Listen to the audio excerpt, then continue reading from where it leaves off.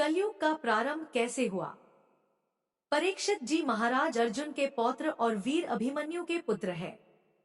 पांडवों के स्वर्ग जाने के पश्चात राजा परीक्षित ऋषि मुनियों के आदेशानुसार धर्मपूर्वक शासन करने लगे। उनके जन्म के समय ज्योतिषियों ने जिन गुणों का वर्णन किया था वे समस्त गुण उनमें विद्यमान थे। उनका विवाह राजा उत्तर की कन्या इरावती से हुआ। उनसे उन्हें जन्मेजय आदि 4 पुत्र प्राप्त हुए।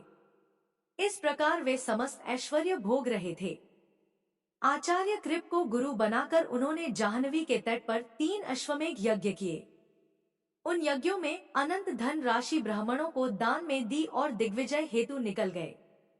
दिग्विजय करते हुए महाराज परीक्षित जी सरस्वती नदी के तट पर पहुंचे। वहां पर राजा ने एक बैल और गौ को पुरुष भाषा में बात करते हुए सुना। वो बैल केवल एक पैर पर खड़ा था जबकि गाय की दशा जीर्ण शीर्ण थी और आंखों में आंसू थे। ये बैल साक्षात धर्म थे और गौ धरती माता। बैल केवल एक पांव पर खड़ा है जो सत्य है। बैल के 3 पांव नहीं है दया, तप और पवित्रता। बैल केवल एक पांव पर खड़ा है। कलयुग में ना दया होगी, ना तप होगा, ना पवित्रता होगी, केवल सत्य होगा। बैल गाय से पूछता है कि हे देवी पृथ्वी, तुम्हारा मुख मलिन क्यों हो रहा है? किस बात की तुम्हें चिंता है? कहीं तुम मेरी चिंता तो नहीं कर रही हो कि अब मेरा केवल एक पैर ही रह गया है, या फिर तुम्हें इस बात की चिंता है कि अब तुम पर शूद्र राज्य करेंगे? पृथ्वी बोली, हे धर्म, तुम सब कुछ जानकार भी मुझसे मेरे दुख का कारण पूछते हो। सत्य, पवित्रता, क्षमा, दया, संतोष, त्याग, शम, दम, तप, सरलता, क्षमता, शास्त्र विचार, उपरति, तितिक्षा, ज्ञान, वैराग्य, शौर्य, तेज, ऐश्वर्य, बल, स्मृति, कांति, कौशल, स्वतंत्रता, निर्भीकता, कोमलता, धैर्य, साहस, शील, विनय, सौभाग्य, उत्साह, गंभीरता, कीर्ति, आस्तिकता, स्थिरता, गौरव, अहंकारहीनता आदि गुणों से युक्त भगवान श्री कृष्ण के अपने धाम चले जाने के कारण मुझ पर घोर कलियुग छा गया है। मुझे तुम्हारे साथ ही साथ देव, पितृगण, ऋषि, साधु, सन्यासी आदि सभी के लिए महान शोक है। भगवान श्री कृष्ण के जिन चरणों की सेवा लक्ष्मी जी करती हैं, उनमें कमल, वज्र, अंकुश, ध्वजा आदि के चिन्ह विराजमान है और वे ही चरण मुझ पर पड़ते थे जिससे मैं सौभाग्यवती थी। अब मेरा सौभाग्य समाप्त हो गया है। जब धर्म और पृथ्वी आपस में बात कर रहे थे तभी एक काला काला व्यक्ति आया और गौ को लात मारी तथा बैल को डंडे से मारा।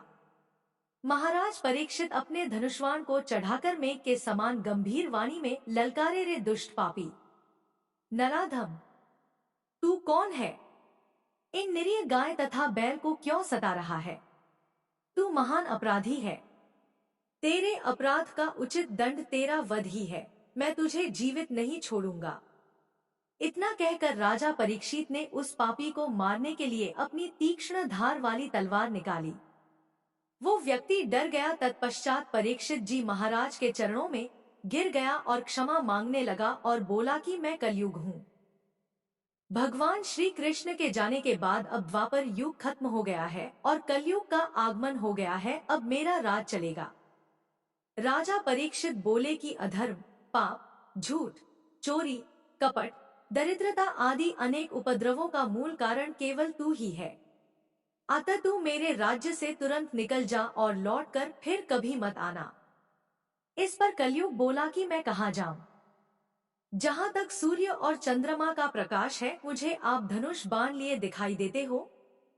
अब आप मुझ पर दया करके मेरे लिए कोई तो स्थान बताइए। परीक्षित बोले कि आपके अंदर केवल और केवल अवगुण है। अगर एक भी गुण तेरे अंदर है तो बता, मैं फिर तुझे कोई स्थान अवश्य दूंगा। इस पर कलयुग थोड़ा खुश हुआ और बोला, हे महात्मन, आप बड़े दयालु हैं।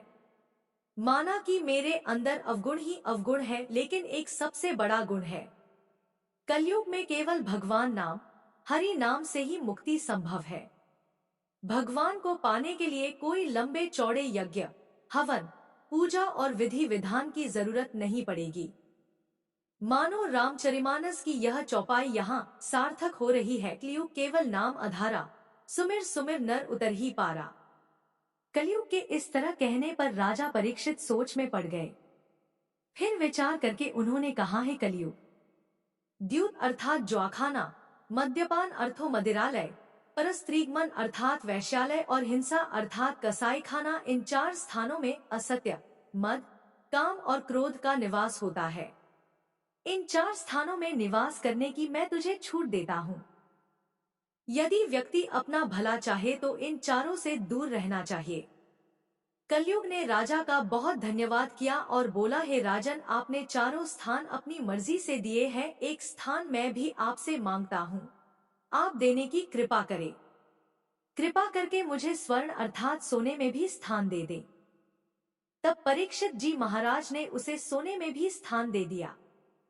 सोने का मतलब यह नहीं जो आप सोना पहनते हो उसमें कलयुग है, क्योंकि भगवान श्री कृष्ण ने खुद बोला है, धातुओं में स्वर्ण मेरा स्वरूप है।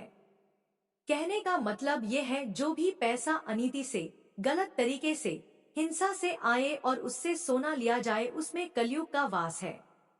कलयुग को वचन देकर जब राजा परीक्षित अपने महल में लौटे तो अचानक अपने कोषागार में चले गए, जहां एक संदूक देखकर ठिठक गए।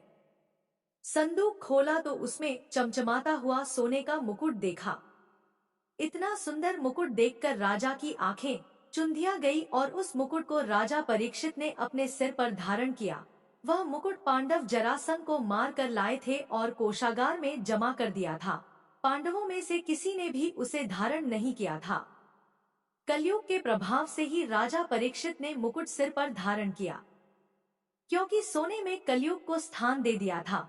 इसी कारण राजा परीक्षित की बुद्धि फिर गई और आज ये 45 वर्ष के हुए तो इनका मन शिकार करने के लिए कहता है। परीक्षित जी महाराज ने अपने धनुष बाण उठाए और वन में शिकार करने के लिए चल दिए। आज तक इन्होंने कभी भी आखेट अर्थात शिकार का नहीं सोचा, पर आज मन हुआ।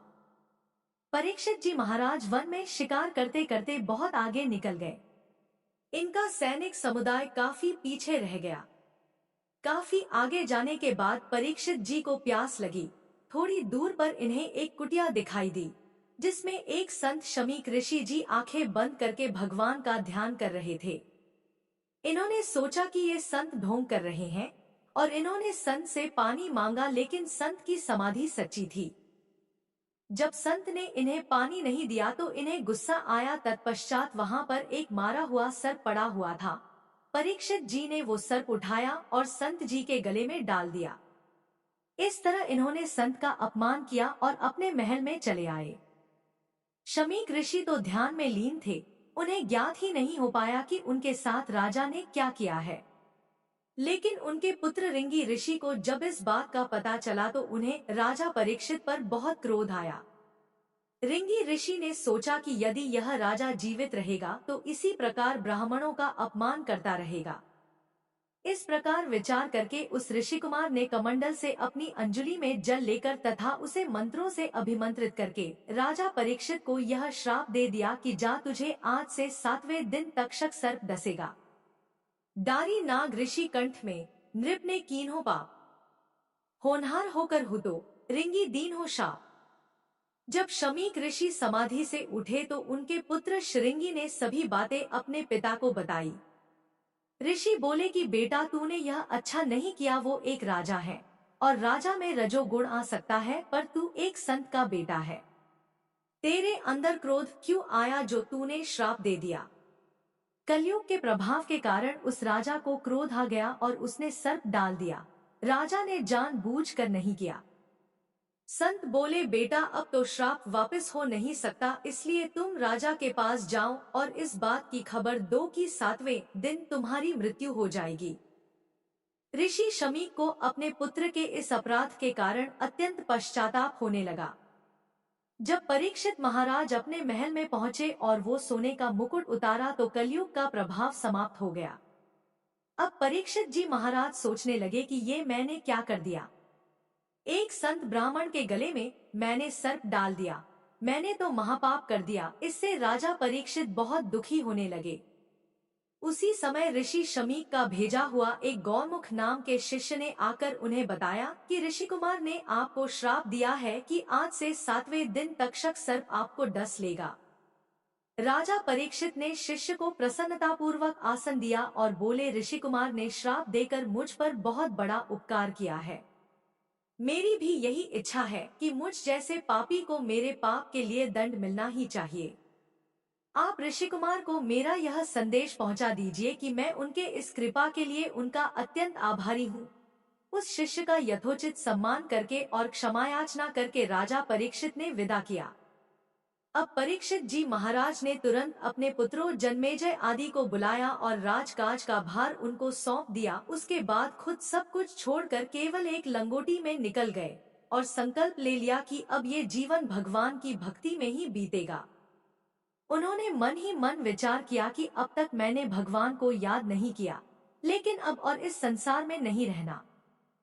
परीक्षित जी महाराज गंगा नदी के तट पर पहुँचे, जहाँ पर अत्रि, वशिष्ठ, च्यवन, अरिष्टनेमि, शारदवान, पाराशर, अंगिरा, भृगु, परशुराम, विश्वामित्र, इंद्रमद, उतथ्य, मेधातिथि, देवल, मैत्रेय, पिप्पलाद, गौतम, भारद्वाज, और कंडव, अगस्त्य, नारद, वेदव्यास आदि ऋषि, महर्षि और देवर्षि अपने अपने शिष्यों के साथ पहले से ही बैठे हैं। राजा परीक्षित ने उन सभी का यथोचित समयानुकूल सत्कार करके उन्हें आसन दिया, उनके चरणों की वंदना की और कहा, यह मेरा परम सौभाग्य है कि आप जैस देवता तुल्य ऋषियों के दर्शन प्राप्त हुए। मैंने सत्ता के मद में चूर होकर परम तेजस्वी ब्राह्मण के प्रति अपराध किया है, फिर भी आप लोगों ने मुझे दर्शन देने के लिए यहाँ तक आने का कष्ट किया, यह आप लोगों की महानता है। महाराज परीक्षित ने कहा, मेरी इच्छा है कि मैं अपने जीवन के शेष 7 दिनों का सदुपयोग ज्ञान प्राप्ति और भगवत भक्ति में करूं। अतः आप सब लोगों से मेरा निवेदन है कि आप लोग वह सुगम मार्ग बताएंगे जिस पर चलकर मैं भगवान को प्राप्त कर सकूं। परीक्षित जी महाराज पूछते हैं, जिसकी मृत्यु निकट हो ऐसे जीव को क्या करना चाहिए? उसी समय वहाँ पर व्यास ऋषि के पुत्र जन्म मृत्यु से रहित परम ज्ञानी श्री सुखदेव जी पधारे।